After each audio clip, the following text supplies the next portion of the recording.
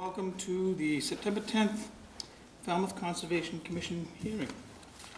Tonight's agenda, at first we have, I would like to remind members in the audience, if you have electronic devices, to please silence them or shut them off. And on the commission as well. Next we have minutes, and first up is August 6th, 2014. I have not seen them. I have, but I don't think I can make a motion. So Do you want to just continue those to next week? we will continue these till next week, Okay. all right? Next up is request for continuance, We can do the minutes of the, 27th? on the 27th. Yeah. I would, August 27th, we're gonna jump backwards here and go to the minutes of August 27th, 2014. Mr. Chairman, I've read the minutes, find them substantially correct, had a couple clarifications, and I move that, accept them. Do we have a I'll second that. Okay, Mike made the motion, Russ made the second. Is there any other conversation on the board? I'll call for the vote. All those in favor? Aye. Aye. Opposed? Any abstention? Unanimous, so moved. I'm going to give those to you, Mike. I'll have Mel make the corrections Get since the- Susan's not here. Yeah. Yeah, you can see the pages. I marked them. Real clear. All right, thank you for that, Mike, appreciate it. Next is request for a continuance under a determination of applicability, 40 Cape Cod Road, for permission to construct a 106 square foot addition, install native mitigation plantings and the associated clearing, excavating, grading, and landscaping. Yes, Mr. Chairman, the applicant is requesting a continuance until September 17th. I entertain a motion. On the request of the applicant to continue to September 17th. Second. Okay, that was a motion by Russ and a second by John. And any further discussion on the board? Is there any discussion in the audience about this continuance on 40 Cape Cod Road? Seeing none, call for the vote. All those in favor? Aye. Opposed? Any abstentions? Unanimous, so moved. Next, we have a discussion of the Coonamessett River Grant proposal by Lou Turner.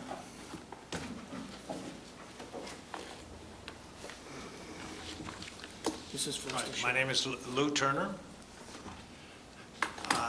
and I'm going to start us off, but Charlie Cooper has promised me he will be here he's the one who wrote this proposal, and I would like him to, since he wrote it, I would like him to talk about it and answer any questions you may have. Mr. Turner, if I may, could you take the microphone with you so that that'll go on record? I can. Thank you.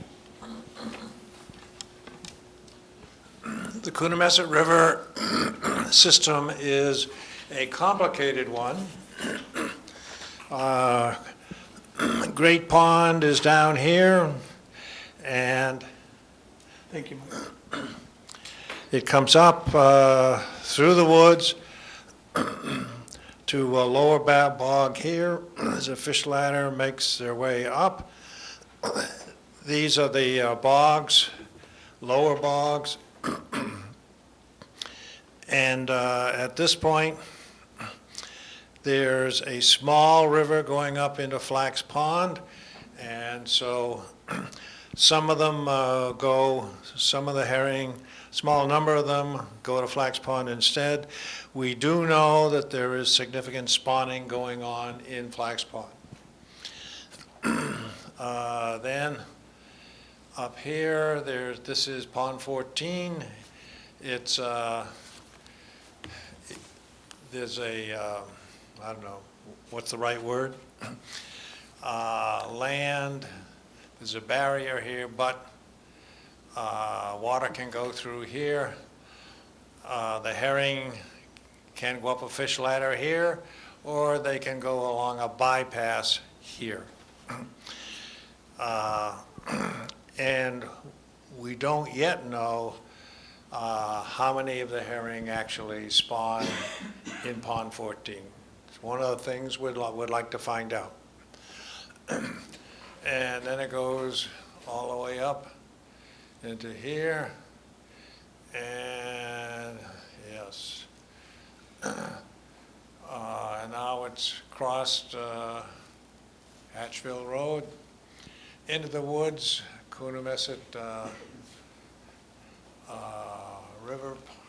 This evidently has been dug.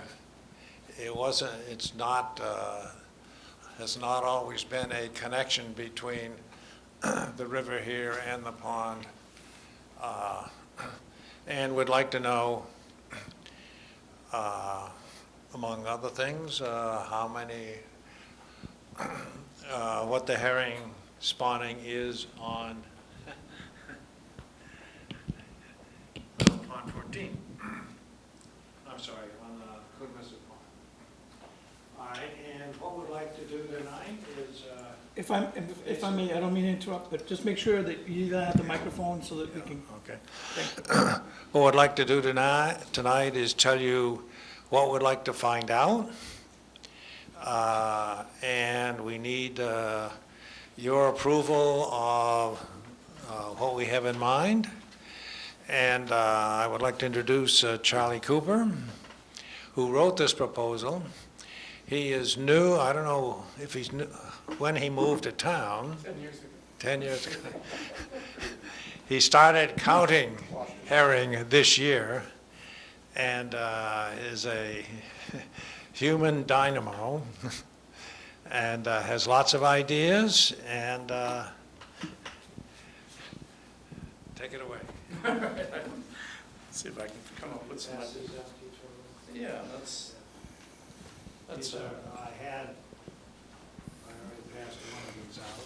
Thank you. I don't know if it's the same one. If you could just announce yourself for the record, so that we have. Yeah, Charles Cooper, 88B Fairway Point Road, Thank you. East Falmouth. So I don't know if this is something you have already. It's an annotated version of the map that Lou has posted up here in large scale, in small scale, large scale, that shows the proposed locations of the devices that we would like to place temporarily for about a month in the river. I'm sorry, I missed Lou's introduction, but I should point out that Division of Fisheries and Wildlife, Steve Hurley, has been doing this exact same type of monitoring of trout in the Quashnet for a number of years. He has devices that you may or may not have had to approve. I guess as a state agency, he may or may not have come before you to put those devices in. Great. So you can see that it's a small, basically it's a bar that registers each time a tagged fish passes over it. The fish would be tagged with what are called PIT tags. They each have a unique signature. So the fish is identifiable by that signature wherever it goes. The reason that we think it's pretty important to figure out where these fish are going is that there are constraints all along the river which prevent fish passage, either coming in or for the young coming back out. And in order to figure out which constraints the limited funds are available to mitigate, we want to know how many fish are using different portions of the system. So in particular, it's pretty important to know, for example, how many divert up what is, I guess we call it Flax Brook. I don't know if the commission has a specific name for it. But how many of them enter that subsystem instead of heading straight up to Coonamessett Pond? We know that there are a couple of places in this little brook where we see significant mortality because the brook is so shallow and so narrow that the fish basically commit suicide trying to get through some of those passages. Now, if that's 100 fish, it's not so important out of the 40,000. If it's 10,000 fish, it's important. So, for example, we propose to have a receiver, you can see on the map, that would count fish that are ascending Flax Brook. We also know that each of the dams, lower dam and middle dam, lower dam down here, middle dam where we count, that each of those, it's about right here, middle dam, and you can see those identified as counting locations. Those dams present obstacles to fish passage. We know it. And we're pretty sure a lot of fish are unable to negotiate those dams. You can stand and watch as the run is in full progress, and when there's a decent flow, you see fish literally getting knocked backwards and unable to get past the dams. So we're not so much worried about whether or not the dams are obstacles. We're trying to identify other obstacles in addition to the dams. We're not forgetting about the dams. We know they're a problem. These other constrictions on Flax Brook, including both the narrow areas and the culverts, which are quite a step up for these fish, are the types of constraints we're looking for by trying to place receivers to count how many of them make it up. And why don't we know how many make it up? We know that, contrary to the original popular belief, there are both blueback herring and alewives in this system. In fact, I think a report that was done on potential improvements for the town a couple of years ago did make that suggestion, but some of the folks from the state still seem a little bit unsure about that. Blueback herring don't have to get all the way up to the pond. We've seen them actually spawning just above the counting location in this stretch. They'll spawn and run of the river. So the complexities of just what's going on there need to be better understood in order to see how important it is to improve passage points at different points in the river. So what we propose to do is to place 6 of these counting receivers, like the ones that Steve Hurley has in the Quashnet, at the locations you see demarcated on the map, and to pit tag at least 300, probably 400 of the incoming herring down at Lower Dam. That's a number that folks who have done these studies for the feds in Alaska, we've been particularly working closely with Linda Deegan, who's done these kinds of studies forever. It's a number that they feel from previous pit tagging would be about right. So we're going to tag 300 or 400 of the fish, monitor them over the course of the spawning run to see both going in and coming out. The tags would have a long enough lifespan so that they would register the fish coming up and coming down. And it's our understanding that, we've been working very closely with Chuck Martinson about his evolving program for improvements in stream. He's very excited about this opportunity to get better numbers to inform his work as well. Chuck's made a lot of specific improvements already. We want to feed into that by giving him more data on how many fish are using which pathways. We'd like to do it this spring. We think that basically it would be a 2-month program because we know the fish come in no earlier than about second week April. Depends on when the water temperature hits about 50. And they continue to come in longer than we thought. They come in separate runs. We think we can take 2 bunches, one right away in the first run in April and a second run that occurs in early to mid-May. So we take 2 bunches of them, we watch them over the course of April, May. They would come back out in no later than June. The young, we're not going to, the young are a real priority. We know a lot of young die because they can't make it back out. But we're hoping that by identifying the passage constraints with the adults, we'll be mitigating them for the young as well. That in a nutshell is what we're proposing to do. The devices, in addition to the bar, there is a battery pack that sits in the wetland. I don't know if Lou was able to give you, yep, that's a good picture of it.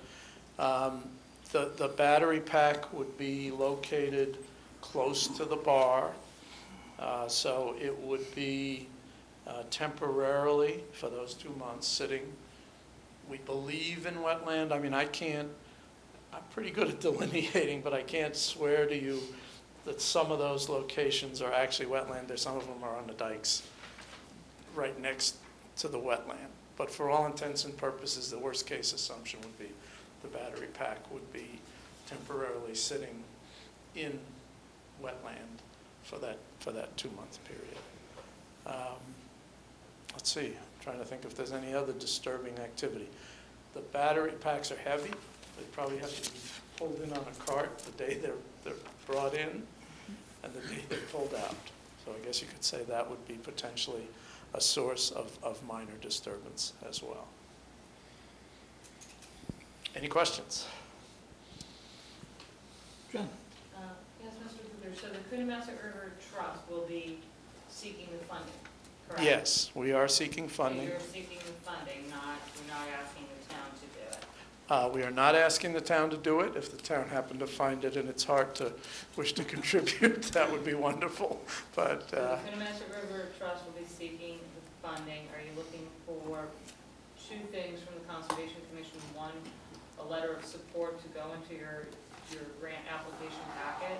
yes, Okay. And 2, permission to do the work on land under. correct. Very good summary. Yes. Do you have funding sources identified at this moment? We have identified some possible sources. We haven't closed the loop with Okay. any of them yet. We're in the process of reaching out to the potential funding sources. Okay, when you identify those funding sources, let us know so we can, if the board votes to send a letter of support, we can do that. Absolutely. And all I would ask is just keep us appraised of all your activities, your what sources you're seeking monies from, so if we are contacted for any reason, we're like, Yeah. we understand what you're saying. Our estimates at the moment of a single counting station is around $5,000. So you have 1, 2, 3, 4, And 5, 6, 7, 8. the Coonamessett River Trust can buy one of them. And we're also considering, and it would make sense if we could, put in a solar panel because the batteries do run out, and a solar panel would allow us to keep the batteries continuously charged. The Quashnet has a solar panel. Yeah. What does the look on your face mean? Well, it would depend on where you need to put that solar panel, if you needed to remove any vegetation in order for it to work. It would. It would have to be site-specific Right. on where you're gonna put this. I can be Okay, sure. and I'm gonna interrupt you for a moment. We don't have a records keeper, and this is for everybody in the audience as well. Tonight, I really need people to take the mic and talk into the mic, because they're gonna transcribe the record, and it is very helpful if we just slow it down a little bit, talk clearly, and we go use the microphone, please. Thank you for reminding us. The solar panels would be where the otherwise battery pack would be. So being exactly the same location as the I proposed understand battery that. pack. Mr. Cooper, what I'm saying is, without going out and looking at each one of your sites, I Right. don't know how overgrown the locations are. And Right. if you needed to put, I don't know the requirements of having your little solar power panel out there and, you know, what kind of clearance you need or. Right. Or, what's the word I'm looking for? Clearance from the Yep, vegetation yep, you yep. need to power it. Well, let me give, That would be just one concern I have, Yes. is where you're gonna locate this and if you're gonna be required to have to, I don't think you would, but I don't know. right, let me give you an opinion based on having walked those locations. My opinion is there would be no clearing required, because it's an old bog and it is starting to get overgrown. But the areas adjacent to the river are essentially clear of vegetation tall enough to interfere with the panels. But nonetheless, once we have precisely, that would be one thing we'd propose to follow up with you on, Yeah. would be the precise locations. And if you felt a site walk was going to be beneficial to actually see the locations, we would be more than happy to do that far enough in advance so that you could give us feedback Okay. on No, those that's precise fine. locations. That's all I would ask. Because like you have release site receiver on the south side or the southern end of Lower Bog. Yes, Now, is that south of the existing fish ladder no, or on the fish ladder? it's about 100 feet So upstream. you're up in the bog. You're in the bog. Okay, yeah, so if you see what I'm saying, if that receiver were down south of the fish ladder, it's pretty overgrown now. Correct, Okay. no question So about that's that. all I would ask, is you just check with us on that. Yeah, and again, Keep us appraised every step of the way.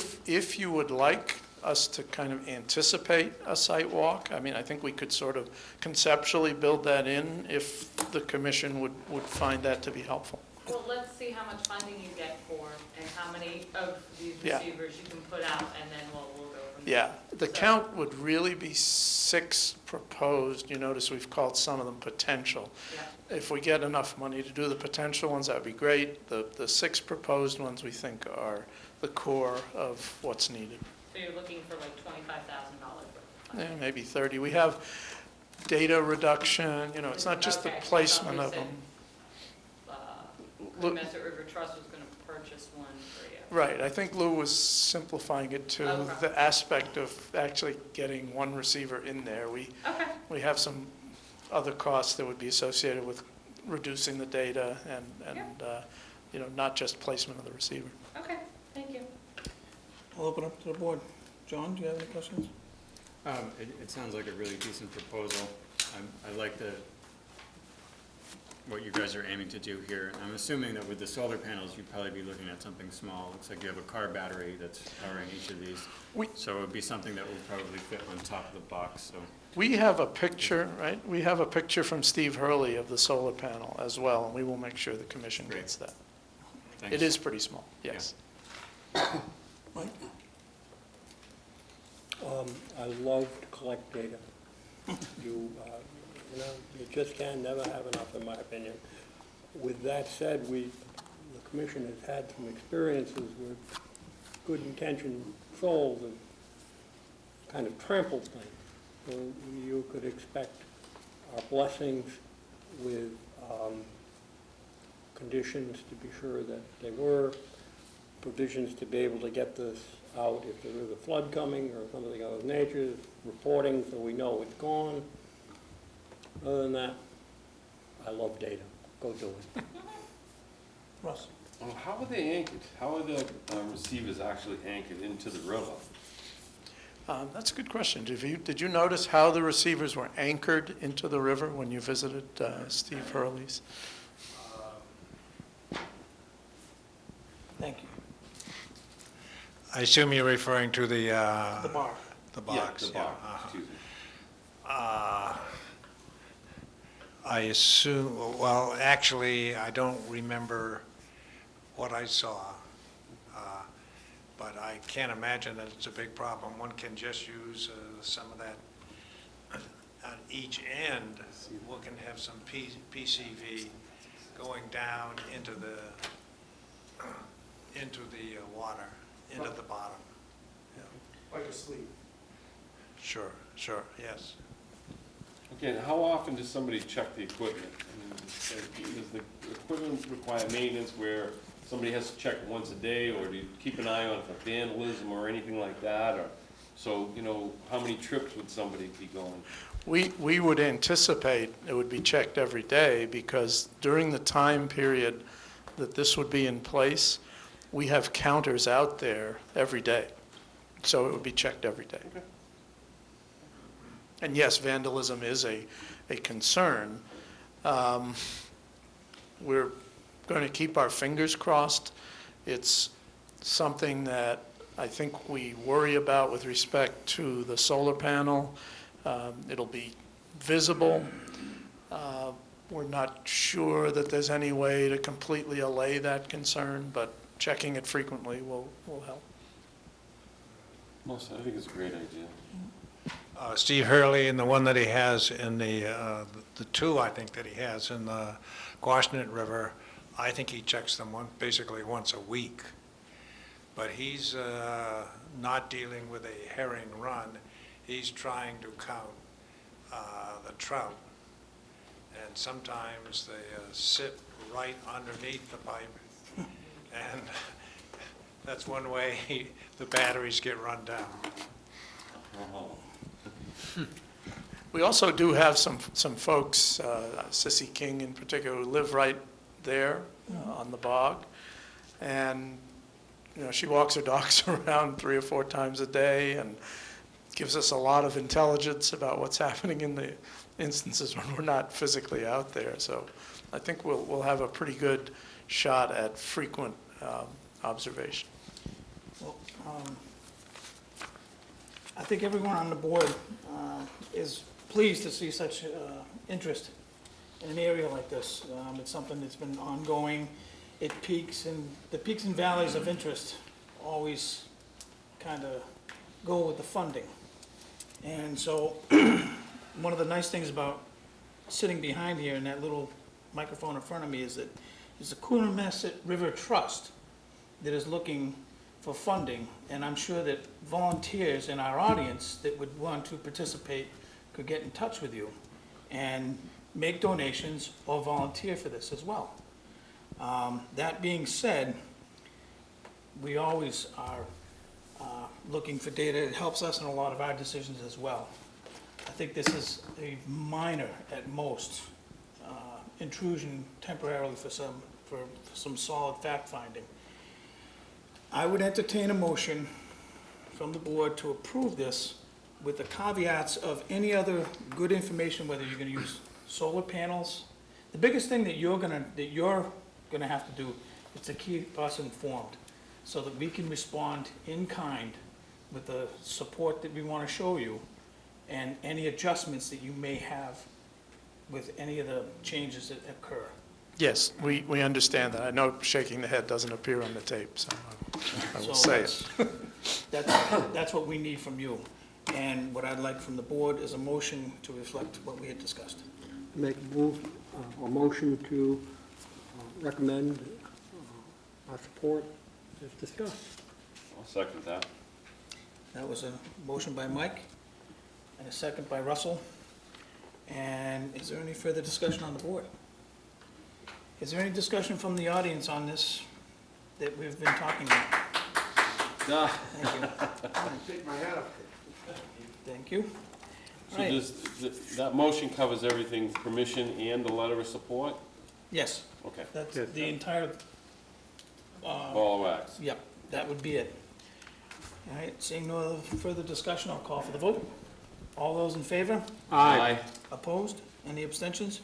Unanimous, so moved. Thank you, gentlemen. Thank you very much. Thank you. Thank you very much. Look forward to our next discussion. All right. There's been some, while this presentation was going on, I noticed more people coming in. At this time, I'd like to remind people to silence any electronic devices if you have them. And now we're going to go on to the request for determination of applicability. First up is 176 Grand Ave, Falmouth, Mass, for permission to renovate the existing single-family house that includes deck reconstruction, a second-floor dormer addition, install dry wells or trench drains, and the associated clearing, excavating, and landscaping.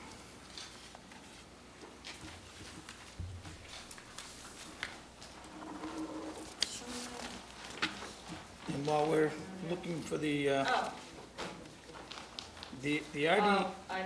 Sorry, Mr. Chairman, the staff has reviewed the project. We are recommending a -2 under the state and the bylaw with the resource area boundaries not confirmed. So moved. okay, we got I submitted that. Russell had the motion, Mike had the second. Just to clarify, what a request for determination of applicability is a lesser of permits. A negative determination means that you proceed with the project as discussed with the staff. All right? Any further discussion from the board? Is there any discussion from the audience on this project? Seeing none, call for the vote. All those in favor? Aye. Opposed? Unanimous, so moved. Next is 40 Cape Codder, which was continued to September 17th. Next is 93 Beach Street, East Falmouth, Mass. For permission to construct a front entry addition on columns, add dormers to front and back of the house, and the associated clearing, excavating, and grading. Yes, Mr. Chairman, the staff has reviewed the project. We are recommending a -2 under the state and the bylaw with, we're requiring the existing conditions plan to be submitted prior to occupancy, and the resource area boundaries are not confirmed. So moved. Second. That would be motion by Mike, a second by Russell. Is there any other discussion from the board? Is there any discussion from the audience on this project? Seeing none, call for the vote. All those in favor? Aye. Opposed? Any abstention? Unanimous, so moved. Next is 411 Maravista Ave, East Falmouth, Mass. For permission to pump and remove the existing septic tank, abandon the existing leach field, install a new Title V sewage disposal system, and the associated clearing, excavating, grading, and landscaping. Yes, Mr. Chairman, the staff is recommending a -2 under the state and the bylaw with the resource area boundaries not confirmed. So moved. Second. Motion by Mike, second by Russ. Any further discussion on the board? Is there any discussion on that project from the audience? Seeing none, I call for the vote. All those in favor? Aye. Opposed? Any abstention? Unanimous, so moved. Next up is 45 Toby Lane, East Falmouth, Mass. For permission to license the existing pier structure under grandfathering to acquire Chapter 91 licensing. Yes, Mr. Chairman, this was continued to allow the applicant to provide a little bit more information and also to give the commission time to review all of the documents that were submitted to the record. I hope you were all able to go and look at that. The staff's original recommendation was a +3, but we'll leave it to the commission to decide what you'd like to do at this point. I know at least 3 of you came. Mike, did you come in and look at it? I did. I know you all did, and Russ, you were there today looking at it, so. Right, do you have anything to add at this time, Mike, or do you want us to just have a discussion among ourselves?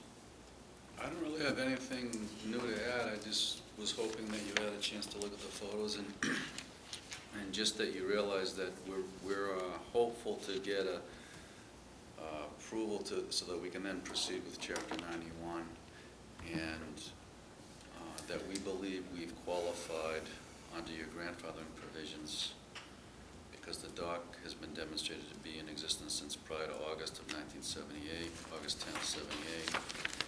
We believe we've commenced it's been in continuous use. We've done that through photos, both aerial, family, and family portraits. And we've also have letters of attestation. And we also believe the dock is essentially the same. And the Rices and I are here if there's any questions. Thank you. I'm going to open up discussion on the board. Sure, I just have a question for Mike. You submitted a revised set of plans on that? No, what was the revision on that? The revision was basically I didn't see anything different than the first one. well, there was a semantics issue. Some of the supports for the dock were labeled as pipes when they're really 4x4s. So we just changed the notes on the plan to say 4x4s instead of pipes, so that it would be just more accurate. Clarified. Okay, Just just to I was a little bit confused on that one. That's all. That was really all it was. We revised the notes describing the dock as requested by the agent. Nothing to do with soundings or anything, right? No. Okay. Mike, did you put soundings on the plan? Yeah, there are some on there, so. Yeah, there've always been soundings on the plan. And that soundings really goes up. Yeah. It's the same old list.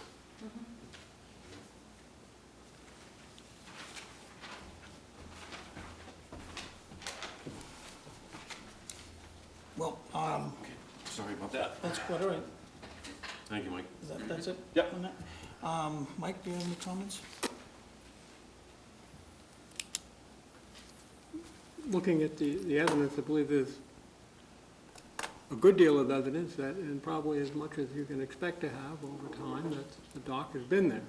I think that's pretty clear to me. The dock is in a velocity zone, which never makes me feel good. That if there's ever an issue that comes down with the dock, it is what's going to happen during that event. And it is. So it has that as one of its problems, I guess. But on the other hand, it's been there, and the person has, and it's grandfathering it for a purpose. And there's an awful lot of docks that go forward. So it's a pretty modest dock. The issue with, there's been discussions, and I agree with the notion that the size of the dock somewhat controls the size of the boat, which presents some of the problems. The bigger the dock, the bigger the boat, the bigger the problem. So that keeping it where it is has, in my mind, a lot of merit. Water is shallower than we'd like to see. You do have problems with what prop wash is, but that goes again with the grandfather. That's about my observation. I think that the fact that there's only 2 feet at the end of the dock is kind of an issue. That it may end up being a problem with the use of the boats there, that they're going to be disturbing the seafloor around the dock. I'm not totally clear on the continued use of the dock throughout all of the time that it's, I mean, granted that it was a dock at the appropriate times, but that it also wasn't a dock at certain times, so that the continuous use throughout the entire period is not totally clear to me. The fact that it's a minimal dock, like Mike said, I think kind of goes in the opposite direction. But for me, the water depth at the end of the dock and how it's going to be used with the size of boat there, it's a little bit of an issue. Okay, what I'm going to step in is that, and historically, we have approved similar docks with less effort being put into it. There's a lot of information that has gone back and forth. And I find it compelling, and I believe that that has been in existence from the time that they say. Whether it's been in when photographs have been taken, may have been put in late one year, may have been taken out early one year, don't know, but I do know it does have a historical lens to it. And if there's no other discussion from the board, I would entertain a motion. Mr. Chairman? Yes. Sorry to interrupt. I just wanted to clarify a couple of things, maybe put Commissioner Poloni's mind at ease about the water depth. He said twice that there's only 2 feet of water at the end of the dock. I think you need to pay attention and realize that there's 3 feet of water at the seaward end, or more, which is your minimum standard. There's 2 feet at the landward end. And the way that the boats dock there, for obvious reasons, is bow first. So the sterns, and there the propulsion propellers are in to the seaward side, where the water depth is at your minimum, which is assumed to mean it mitigates for propeller wash. There's any boat, no boat owner that I know would put their boats here stern to shore, because it wouldn't make sense. So the sterns, just so you know, are in the water depth. And I just wanted to point that out so there was no misunderstanding on that. Thank you, Mike. Mr. Chairman, Please. where do they store that, when they pull a float out of it, we'll say for the winter, where does that get stored, Mike? I'm gonna have either John or Bob answer that. These are the guys that actually do it. Oh, okay. Mr. John Rice. Yeah, Yep. my name is John Rice, I'm 45 Toby Lane, thank you. Thank you. Over the years, it has changed and been different. We have stored it on our land where we have property that we raise it up and put it, because we built it in a modular way, it comes apart and we put it underneath our deck. Okay. Thank you. If there's no other discussion, I'd entertain a motion. I'll make a motion to approve the RDA 45 Toby Lane, allow the, Russ, You made- if you you want made a to negative. approve it, you're Oh, going I'm to, sorry. you're going to, make a motion for -2 under the state and the bylaw. bylaws. The resource area is not confirmed. The resource areas are not confirmed, and the issues that were brought up, Including all the record. including the whole record, and that will also include, Mike, your clients will need to address some of the other issues on site, concrete, the deck, and other issues that will need to be addressed. Okay? So we're gonna cover that, the -2, Yep. the resource boundaries Not confirmed. not confirmed, Yep. the discussion we've had, and what was in the records Yeah. included in that motion, okay. That's my motion. Russell's motion, Second. Mike's second. Any other discussion on the board? Is there any discussion in the audience about this project? Seeing none, call for the vote. All those in favor? Aye. Opposed? Any abstentions? Unanimous, so moved. Thank you. Next is continued request for a hearing under a notice of intent. And at this portion, I get to do a little reading. All hearings of the Falmouth Conservation Commission are held simultaneously under the authorities of the Massachusetts Wetland Protection Act and the Falmouth Wetlands Bylaw. Although a single decision of the commission is issued, it represents a separate decision under each authority. The first tonight is 18 Surrey Lane, East Falmouth, Mass., for permission to expand the existing deck, install native mitigation plantings, and the associated clearing, excavating, and landscaping. Jim, the green cards See, can you come do here. have the plan. Thank you. Yes, Mr. Chairman, the only comment I have is please make sure you're all reviewing the revised, or looking at the revised plan dated September 3rd. Facility plans. I think that you have that one in front of you, Russ. I do not. Correct, he does. Yep, okay. Yep. Yep. Because of the That's all switch. for now. Thank you, John. Good evening, and welcome. Hello, my name's Rob Sykes. I live in Sandwich. The owners are here, Vincent Dalton, his wife Sandra. Apologize for the fits and starts of this project. I think we've got it right. The Galts would like to increase the size of their deck. It's a second-story deck supported on uprights on sonotubes. They'd like to add another 225 square feet to the existing deck. And the proposed modifications fall in Zone B, which calls for a 2-to-1 mitigation. We've met with Jen up on site and identified a 450 square feet of area that we'd like to propose mitigation. And come and looking for the conditions under which we might do this. Thank you. Jen? Yes, out there with Mr. Sykes to review potential planting areas, and I think this would be as appropriate as any, including down by the shoreline. So I'm comfortable with that. We're a little tough here in Falmouth, so an 80% survival rate after a year, they're all going to have to survive. Oh, okay, that's, that can be a Just special letting condition. you know, so that's going to be the board's expectation when we're issuing a certificate of compliance, that buffer survives in its full and mature form, so. I think that could be a special Yeah. condition. Oh, It's not a special condition, it's a mandatory. It's mandatory, okay. Yeah, it's No, just just that's letting one you of know, the. I'd never seen something like that on Plain Road, and if I I missed think it on I've your heard that first from plan, Mark, I'm sorry.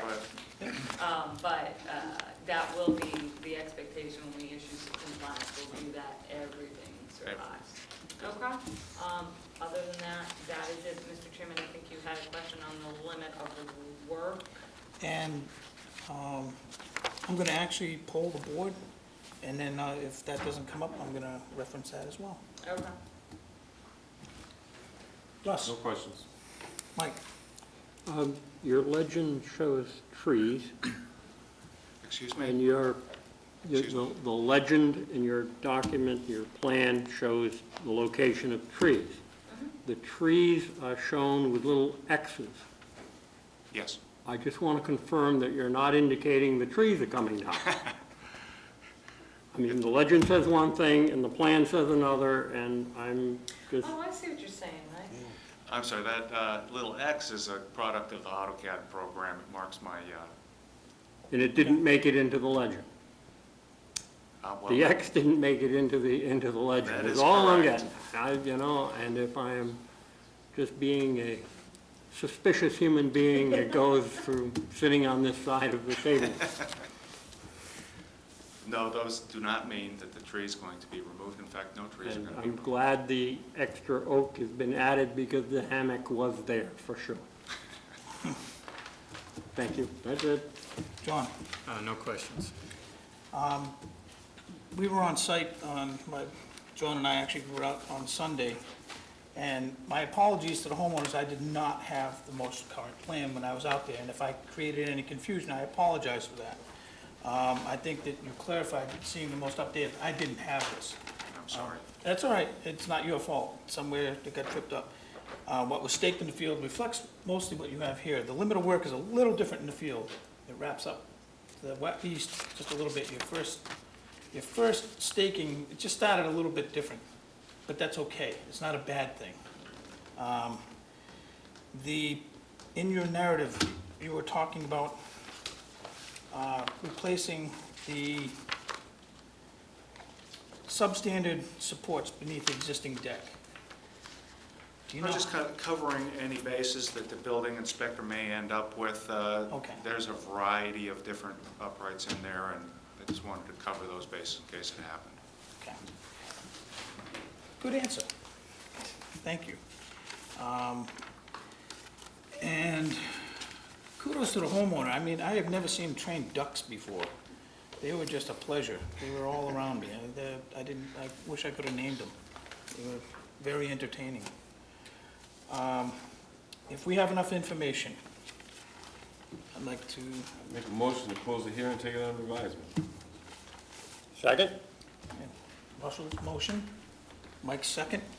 Is there any further discussion on the board? Is there any discussion on this project in the audience? Seeing none? Call for the vote. All those in favor? Aye. Aye. Opposed? Any abstention? Unanimous, so moved. And this order will be, so your builder can have a little bit of timeline. Within the next 21 days, there will be an order issued for him to review, to bring to the building department. Excellent, thank you. Okay? Thank you very much and have a good evening.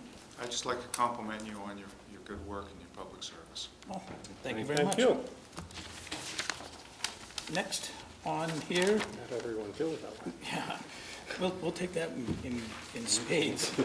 That's yours, I think. Next is 178 Edgewater Drive East, East Falmouth, for permission to install composite sheet piling behind the existing stone riprap seawall, install bedding stone 12 to 18-inch trap rock in the area of the collapsed stairs, construct new stairs, and the associated clearing, excavating, grading, and landscaping. Yes, Mr. Chairman, this project was continued so Mike could obtain the letter from the northern property owner that would allow them a construction access through that property. Or to look at other construction access points. You haven't gotten a revised plan, so I was naturally assuming that you got the letter until a little bird told me that you don't have the letter. What's going on, Mike? Mr. Chairman, members of the board, my name is Michael Borselli, Falmouth Engineering, and Jen summarized that exactly how it is. We tried to get a letter from the northern abutter up until very recently. If you remember, we were hopeful we could come through their property where their driveway is because there was no obstructions.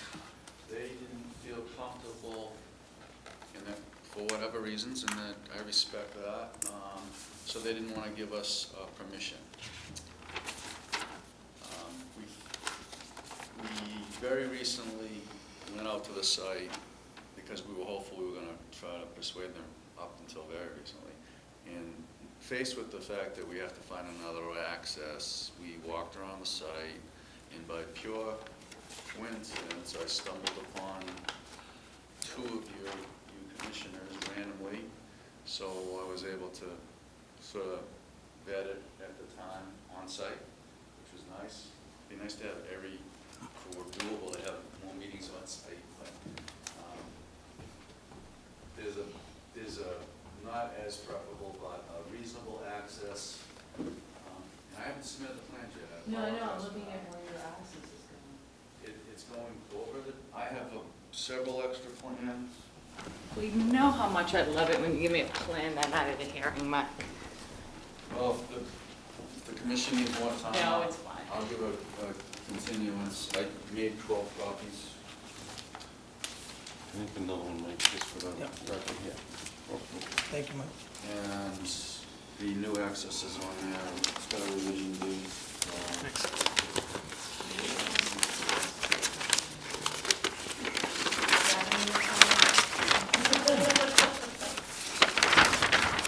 So the second best, I guess is the way to put it, access would be over the driveway on the applicant's land and then around the house. There are a couple trees. There is one, there's an overhead electric wire, but the type of machine that does this work is smaller, and if the boom is lowered, they can get through there. And there's one Russian olive tree that might need to be limbed right next to the house. Mike, where's the septic? It's in the driveway. The septic's in the driveway, but, Okay, so is that what that concrete cover is? Yes. yeah, so they'll put steel plates over that. Okay, And, just so your access is going right over it and they Yeah. just wanted to, okay. yeah, but they'll protect that. Okay. And that's the only change to the plan. Again, if you want me to continue it so you can consider it, we're happy to do that. What do you need to remove over there? There's one Russian olive, is that what it was? I'm gonna say- Sorry, I just said that. And I don't know if we have to remove it, but we have to prune it at It's least. right coming from the bottom of the foundation and just leaning way out, typical growth of that type of plant. If it's coming out of the foundation, just take it down. Yeah, and there's a juniper up near the corner that you might have to trim just a hair. Oh, yeah, I think that's over here. Yep. Again, that's a foundation planting, it's coming right. I think it was a out of the U. foundation. Oh, is it? Okay, sure, yep. So you're not proposing to take any native? No, Okay. we were trying to avoid that when we were going this way, and it was gonna be tricky here, but we. Yeah, and I think that's why you were looking for access through the northern property, Right. is because you didn't want to take that growth out. Okay. I'm all set. Okay. Is there any other discussion on the board? I don't think this has to be continued. I'm happy with All right, although we do not like to take submittals of plans on the evening of the hearing, this is something that we knew that there was going to be an alternative proposed, and I'm comfortable with this submission, just because it explains what we had asked for. Even though it is the night of the hearing, and we do not want to encourage that in any way. Is there any other, Mike, I'm good. John? I'm good. Okay. I'll entertain a motion. Make a motion to close the hearing, take it under advisement. Second. Okay, we have a motion by Russ and a second by John. And is there any comment from the audience on this project? Seeing none, I'll call for the vote. All those in favor? Aye. Aye. Opposed? Any abstention? Unanimous, so moved. All right. Next, we have a project, and this is a first, and I'm going to explain what's going to happen. As the chair, I'm going to be recusing myself from this project. The company I work for, C.H. Newton Builders, does maintenance on this property, and therefore to make sure that there's no conflict whatsoever with this project, I'm going to be stepping down and recusing myself and leaving the hearing room. Mike, the vice chair, is going to run this hearing from henceforth. Thank you. And guess what? We don't have a quorum. We don't have a I don't quorum. have a quorum, I just thought of that. Don't have a quorum. I just saw that too. I just How thought of that wonderful too. is I that? honestly just didn't The minute you Consider recruit that, yourself, Mike. you're not. next I week. can't, Oh, I you can't, Even if you don't leave, you can't I participate. can't I can't participate in this. participate. Can we This is awesome. continue this to, I have two city commissioners. Before I leave, because the hearing hasn't been opened, I'd like to put this out to the public, that this is one of the reasons why we need people on commissions. And, you know, it's something that we have commissioners that are not well, and unfortunately, we don't have a quorum. And that's unfortunate. And putting it out there, that there's available seats, and that these are the times when it's most helpful.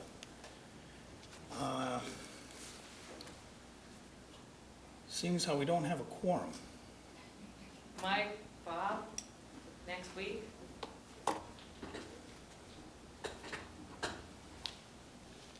The applicant would be willing to continue for the week. Okay. Put it in next week.